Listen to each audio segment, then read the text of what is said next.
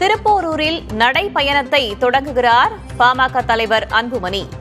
முன்னதாக ராமதாஸ் இதற்கு எதிர்ப்பு தெரிவித்திருந்தார். அதனை மீறியும் தற்போது அன்புமணியின் நடைபயணம் தொடங்க உள்ளது. முருகன் கோவிலில் சாமி தரிசனம் செய்த பிறகு அன்புமணி நடைபயணத்தை தொடங்குகிறார். முன்னதாக செய்தியாளர்களை சந்தித்த பாமக நிறுவனர் ராமதாஸ் இதற்கு எதிர்ப்பு தெரிவித்திருந்தார். ஆனால் அதனையும் மீறி தலைவர் அன்புமணி நடைபயணத்தை தொடங்கவுள்ளார்.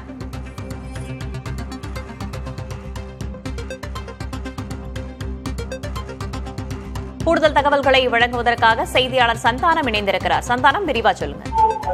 திருவள்ளி பாட்டாளி மக்கள் கட்சியினுடைய தலைவர் அன்புமணி ராமதாஸ் தற்போது திருப்போரூர்ல உரிமை மிக்க தலைமுறை காக்க என்ற தலைப்புல தற்போது தன்னுடைய நடைப்பயணத்தை தொடங்கி இருக்கிறார். இன்று முதல் 100 நாட்கள் தமிழகம் முழுவதும் நடைப்பயணம் மேற்கொள்ளும் வகையில அவருடைய இந்த சுற்றுப்பயணம் என்பது திட்டமிடப்பட்டிருக்கிறது. குறிப்பாக பார்த்தோம்னா இந்திய அரசியலமைப்பு சட்டத்தால் அனைத்து மக்களுக்கும் வழங்கப்பட்டிருக்கூடிய சமூக நீதிக்கான உரிமை, வன்முறை இல்லா வாழ்வுக்கான மகளிர் உரிமை, வேலைக்கான உரிமை, விவசாய மற்றும் உணவுக்கான உரிமை, வளர்ச்சிக்கான உரிமை, நல்லாட்சி மற்றும் அடிப்படை சேவைகளுக்கான உரிமை, கல்வி நலவாழ்வுக்கான உரிமை, மது போதைப் பொருள்களால்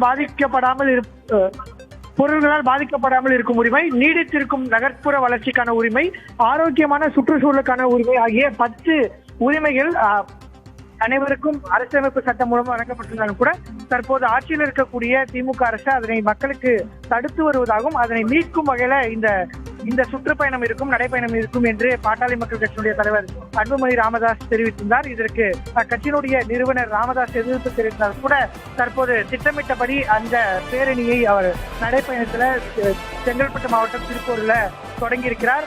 இந்த பேரணியில அவரோடு பாட்டாளி மக்கள் கட்சியினுடைய முக்கிய நிர்வாகியாகவும் முன்னாள் மத்திய அமைச்சராக இருந்த ஏ.கே. மூர்த்தி, அதே போன்று அவருக்கு ஆதரவாக இருக்கக்கூடிய சட்டமன்ற உறுப்பினர்கள் பார்க்கலாம். இருவருக்கும் இடையான மோதல் போக்கு நீடித்து வரும் நிலையில் நடைபயணம் தொடங்கியிருக்கும் நிலையில் ராமதாசுடைய எதிர்வினை எவ்வாறாக இருக்கப் போகிறது என்பதை பார்க்கலாம். தகவல்களுக்கு நன்றி சந்தானம்.